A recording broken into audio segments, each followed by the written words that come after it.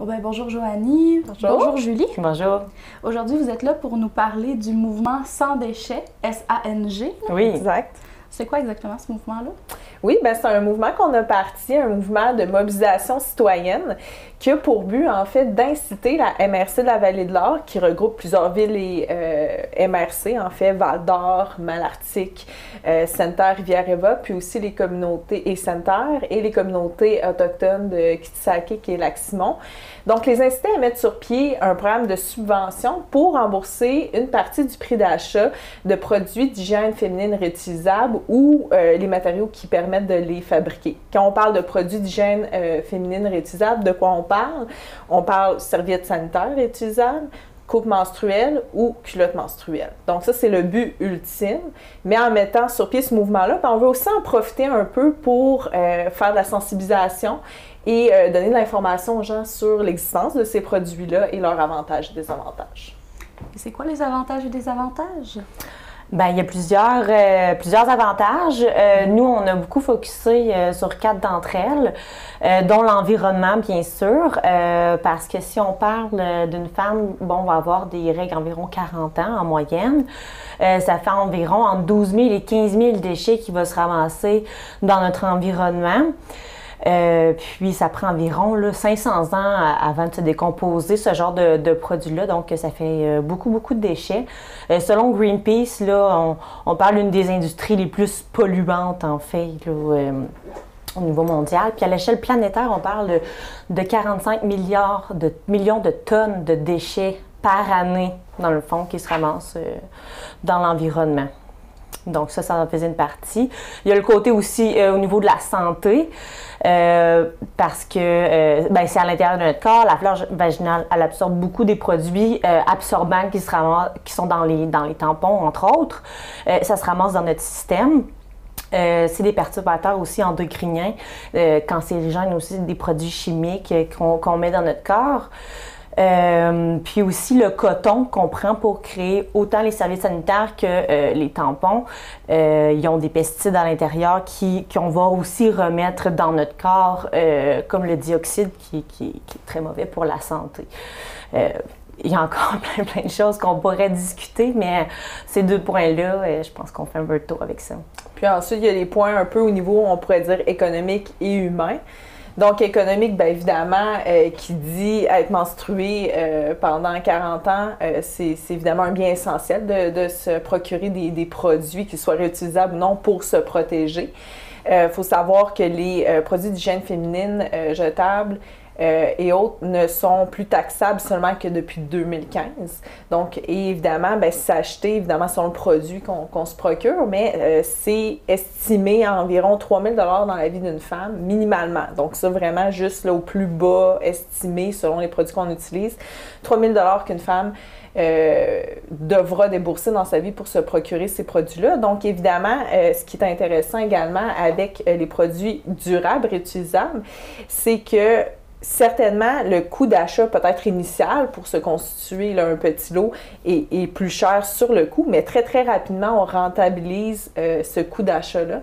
Donc, évidemment, ça devient très intéressant et la subvention permettrait justement aux gens les aider à débourser ces premiers coûts-là pour en faire l'acquisition. Et ensuite de ça, évidemment, comme on a dit, c'est rentable. C'est rentable à d'autres niveaux également. Pour la MRC, on a indiqué la quantité de déchets que ça produit. Ces déchets-là doivent être gérés, ils doivent être enfouis.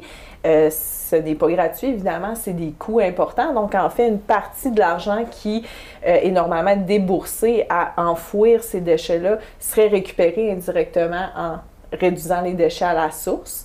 Malheureusement aussi, c'est des déchets qui sont parfois, qui se retrouvent dans les systèmes d'épuration d'eau parce que certaines personnes encore malheureusement peuvent mettre ça dans la toilette, non, même si c'est pas l'endroit indiqué. C'est des déchets qui peuvent se ramasser ailleurs. Donc, il y a toutes sortes aussi de problèmes connexes que la MRC doit gérer avec ça.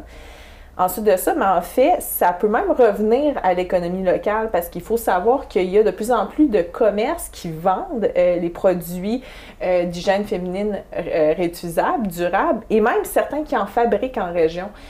Donc, en fait, cette subvention-là sans dicter où les gens se procureront leurs produits, mais pourraient très bien en partie se retrouver dans l'économie locale. Et puis finalement, au niveau humain, c'est quand même assez important parce qu'il faut savoir qu'il est estimé qu'une femme sur 4 a déjà soit trouvé une alternative aux produits de hygiène féminin ou s'en est carrément privée parce qu'elle n'avait pas assez d'argent pour s'en procurer. On sait les coûts augmentent un peu partout. Bien, ça, c'est une dépense de plus à faire et pour certaines personnes, c'est très difficile sur le budget. Donc, ce programme-là peut aider aussi ces gens-là à éviter justement qu'ils doivent prendre des alternatives qui ne sont pas adéquates ou à garder les produits beaucoup plus longtemps qu'ils ne le devraient, ce qui peut effectivement engendrer des problèmes de santé. Donc, c'est vraiment très, très intéressant au niveau des avantages. Et ce serait quoi les inconvénients à ces produits-là?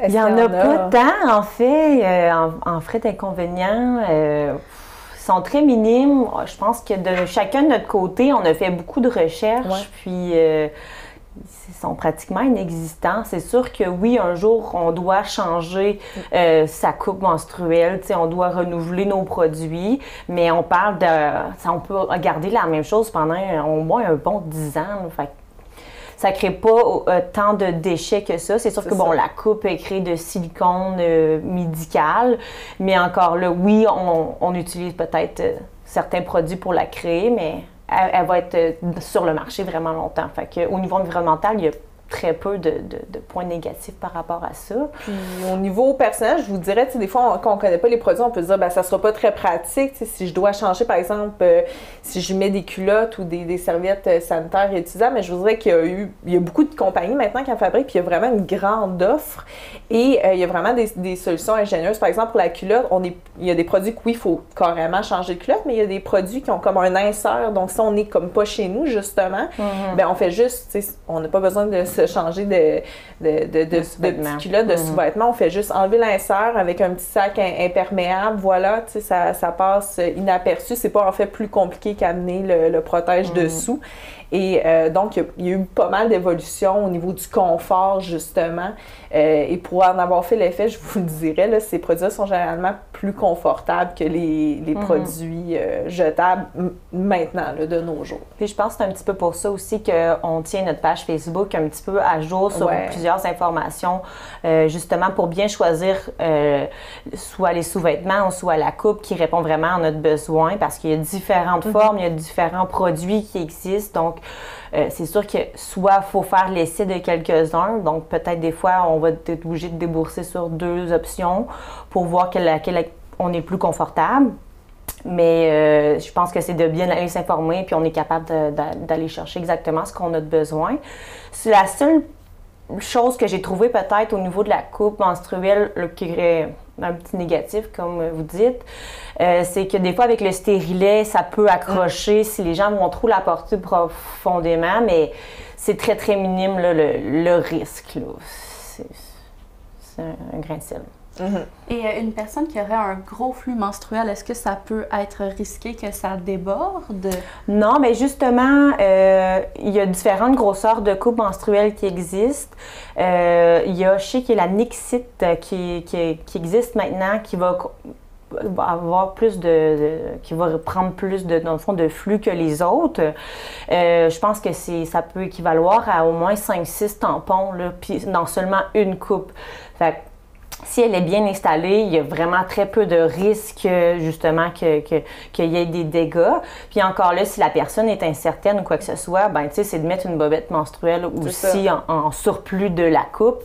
Mais c'est beaucoup plus efficace, en fait, qu'un tampon en général. Là. Sinon, ben c'est ça revient à chacun de voir, comme on a dit, ce qui est confortable. Tu sais, si quelqu'un n'est pas confortable avec la coupe, ben c'est ça, il y a encore la culotte menstruelle ou les serviettes finalement menstruelles réutilisables qui sont différentes options peut-être pour les journées où c'est plus abondant. Si on est moins certain, ben on peut prendre ces options-là puis les combiner avec d'autres. Enfin, on peut expérimenter puis prendre différentes choses comme avec les produits jetables, en fait, que des fois on va varier selon le flux puis selon nos activités, en fait. Là.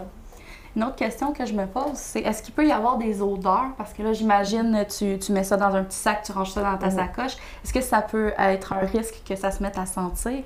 Bien, en fait, dans le fond, pendant les règles, c'est important de bien la rincer. On peut aussi aller la faire bouillir pour la stériliser. Juste pour la coupe. Oui, c'est ça, exact. Pour les serviettes, moi, personnellement, je n'utilise très peu. Je sais pas. Moi, j'en ai utilisé. C'est certain qu'après ça, on les garde pas en arrivant chez nous le soir, on les met dans un endroit désigné dans notre salle de lavage. Mais honnêtement, pour le temps que j'étais pas à la maison, pour la journée, moi, ça n'a jamais créé d'odeur. Justement, il y a souvent de plus en plus, on trouve ça, là, on pourrait prendre un sac style Ziploc aussi, si on veut, mais sinon, il y a plein de petits sacs imperméables. En fait, les mamans qui utilisent des couches lavables en seront témoins. On prend le tout, on le met dans un petit sac à zip qui est imperméable. On met ça dans notre sac après, puis le temps qu'on retrouve à la maison, moi, personnellement, j'ai jamais eu de problème. Mais écoutez, c'est ça, je suis moi-même maman et je mets des couches là-dedans, il n'y a pas d'odeur. Puis on s'entend que des couches, ça pue un petit peu plus d'habitude que ces produits-là. Donc, c'est un peu le même principe, en fait. Puis je pense qu'il y a beaucoup, justement, de femmes que parfois, ils expérimentent après qu'ils ont fait l'essai des couches lavables parce que déjà, tu sais, sont un peu... c'est la routine, c'est la routine. Donc, c'est ça, pourquoi pas me lancer dans un autre produit similaire, mais vraiment, il y a beaucoup de solutions intéressantes aujourd'hui qui fait que c'est beaucoup plus simple à gérer au niveau puis odeur. C'est ça, tu sais, comme la coupe, justement, on peut avoir comme moi, j'ai une pochette de transport comme ça, qui est rétractable, fait que je la traîne comme je traînerais des serviettes hygiéniques dans ma sacoche. Ben je sais que j'en ai toujours une, j'en traîne dans différents endroits, puis une fois que je n'ai plus besoin, je peux la mettre dedans, je la nettoie, je la stérilise à la maison, puis c'est tout. C'est fait. Est-ce qu'il y a des risques de manquer de produits? Par exemple, tu en achètes 5-6, puis là, tu te rends compte, oups, j'en ai plus assez. Qu'est-ce qu'on fait dans ce temps-là? Bien, c'est sûr que c'est de voir justement ta période, elle dure combien de temps, combien que je vais en avoir de besoin. C'est sûr qu'au début, ça va être de l'adaptation, de voir qu'est-ce que j'ai de besoin, la quantité dont j'ai besoin. Puis justement, comme j'ai expliqué, tu sais, moi, j'en garde un petit peu partout. Fait que c'est organiser un peu notre environnement en conséquence. Puis oui, par la suite, au besoin, bien, c'est de s'en procurer davantage pour faciliter un peu notre quotidien. Il ne faut pas que ça soit plus compliqué. Non, c'est ça. Il faut que ça reste la même chose, dans le fond. C'est pour ça qu'avec la subvention, ça peut aider, parce que ça dépend aussi le produit qu'on choisit. La coupe menstruelle, on n'a pas besoin de tant de nombre de coupes menstruelles que ça. Mais c'est sûr que pour les serviettes ou les culottes, on veut en avoir une quantité selon, encore une fois, la durée de notre cycle, etc., qui fait en sorte qu'on n'a pas besoin de faire un lavage à chaque jour. T'sais, idéalement, on ferait seulement un lavage à la fin de notre cycle ou peut-être 2 si ça nous dérange pas trop, mais l'idée, c'est d'en avoir une certaine quantité qui fait en sorte qu'on est capable, justement, que c'est pas compliqué, là, et puis à la fin, bien, on lave le tout et on est prêt pour la prochaine fois. Donc, c'est pour ça qu'au début, on encourage la subvention pour encourager les gens à pouvoir se faire un petit lot, que j'appellerais, parce que c'est sûr qu'avec 2-3 serviettes, bien, là, ça sera pas assez de la même façon que ça serait pas assez pour une option jetable.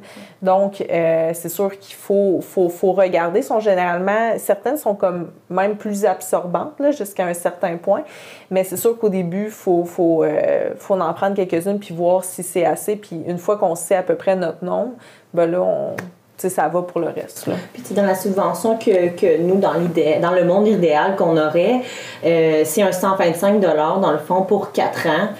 Puis moi, je me suis équipée il y a, mettons, 4-5 ans, puis j'ai pas atteint ce montant-là, puis je suis encore correcte avec ce que je me suis procuré. Fait que je pense qu'avec ce montant-là, les gens en auraient amplement pour être vraiment bien équipés puis d'être dans leur période sans s'inquiéter de devoir en manquer ou quoi que ce soit. Là. Exact. Ces produits-là sont bons combien de temps? Ben justement, la coupe, on peut parler de 10 ans. Après ça, les serviettes sanitaires puis les culottes, ça dépend, tu sais, ça dépend des compagnies, des matériaux et évidemment de l'entretien qu'on en fait. Normalement, si on en fait un bon entretien normal, je vous dirais minimum 5 ans. C'est pour ça, pour être certain, on a mis aux 4 ans pour être certain que, tu sais, si jamais les gens, par exemple, décident de prendre plus la culotte menstruelle ou la serviette sanitaire plutôt que la coupe qui dure plus longtemps, ben, si jamais ils pourraient s'en reprocurer. Mais honnêtement, on est allé avec une estimation conservatrice, là, tu sais, vers la baisse de la durée de vie. Donc, c'est quand même des produits qui durent, comme j'ai dit, minimum 5 ans normalement. Et plus. Donc, effectivement, même si il faut s'en reprocurer, encore une fois, même au coût monétaire et au coût environnemental, malgré ça, les calculs font en sorte que c'est plus économique et plus écologique quand même de prendre ces produits-là. Et quelqu'un qui décide de s'en procurer, il va où exactement? Bien, aujourd'hui, il y a plusieurs options. En fait, ça dépend si on veut le faire sur place ou pas sur place. Là, je ne veux pas oublier personne. Puis d'ailleurs, je suis certaine qu'on pourrait, qu'il y a peut-être des personnes qui vont nous indiquer d'autres endroits là, suite à cette entrevue-là. Mais par exemple, à Val-d'Or, il y a Aki, qui est une épicerie, entre autres en vrac, mais qui vend plein d'autres sortes de produits, dont en fait, ils vendent toutes les sortes de produits, là, donc la coupe menstruelle, serviette sanitaire, culotte menstruelle. Donc, si on veut acheter local, par exemple, à Val-d'Or, il y en a. Il y a également la vente des jonquiers qui fabrique ses propres serviettes sanitaires menstruelles réutilisables. Et les produits pour les fabriquer aussi. Et les produits pour les fabriquer, parce qu'il y a des gens qui sont très habiles et qui sont capables de se les fabriquer soi-même. Sinon, évidemment, au Québec, il y a beaucoup de producteurs, là, donc, je pourrais pas tous les nommer, là, mais en ligne, aujourd'hui, beaucoup de personnes magasinent en ligne. Donc, j'encourage quand même les gens aussi à voir les différentes marques parce que chacun a une offre différente quand même de produits. Donc, au Québec, il y en a beaucoup. Je sais qu'à Rouen, il y a des personnes qui en fabriquent. Ça vaut le coup de faire une recherche sur Internet. Une petite recherche. Puis, il y a vraiment beaucoup de produits. Puis, tu sais, chacun a un peu cette particularité. C'est ça. Fait que, tu sais, c'est d'aller se documenter. Puis, tu sais, s'il y a des gens qui veulent comme pas non plus se casser la tête, ils en vendent sur Amazon aussi. Tu sais, si les gens où ils veulent s'en procurer, c'est sûr que c'est toujours mieux d'encourager local, mais si les gens, c'est plus facile pour eux, il y a ça aussi qui est disponible. Là. Il y en a un peu partout. Puis s'il y a des gens qui se posent des questions, comme on a dit, c'est un peu pour ça qu'on a lancé notre page Facebook et Instagram qu'on peut trouver sous le nom, encore une fois, Sans Déchets VO, donc SANG déchets avec un accent aigu, pas de SVO pour Vallée de l'Or. On met beaucoup d'informations, puis on a déjà mis des endroits où on peut s'en procurer, mais on va continuer à mettre des publications, puis on peut répondre à des questions pour diriger les gens vers les différentes options qui s'offrent à eux, certainement. Ça va nous faire plaisir. Et quelqu'un qui voudrait encourager votre mouvement, dire à la ville, moi je suis d'accord avec ça, je veux que les produits d'hygiène féminine réutilisables soient remboursés, de quelle façon il pourrait procéder? Bien, il y a plusieurs façons. En fait, la plus importante sur laquelle j'encourage tout le monde, c'est de signer la pétition. Donc, on a fait une pétition qui, ultimement, sera déposée, en fait, au Conseil des maires de la MRC de la Vallée de l'Or, qui est finalement, qui sont ceux qui peuvent décider oui ou non est-ce que cette subvention-là sera mise en pied. Donc, la pétition est disponible à la fois en ligne et papier. On a voulu la mettre en version papier à plusieurs endroits pour faciliter l'accessibilité. Donc, en ligne, je vais vous donner l'adresse courriel, mais vous pouvez aussi trouver un lien direct sur notre page Facebook, sur notre page Instagram. Donc, l'adresse, c'est simple, c'est www.change.org.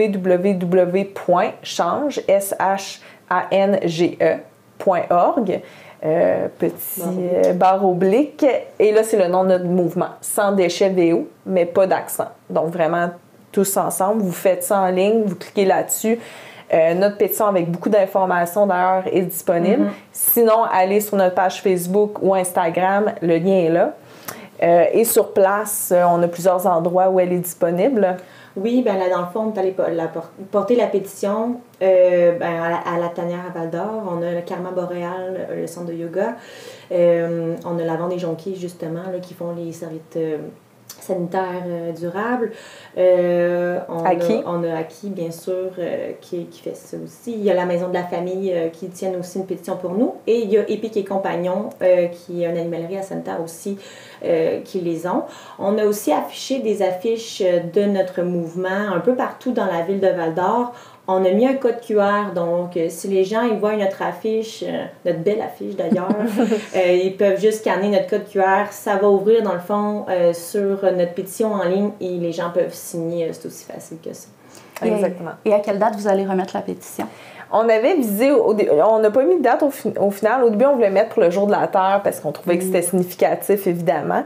Mais par contre, le plus important pour nous, c'est vraiment d'avoir un maximum de signatures. On vise un minimum de 500 signatures parce qu'on veut vraiment, on croit en fait qu'il y a même encore plus que 500 personnes qui pourraient être intéressées par cette pétition-là, par ce mouvement-là.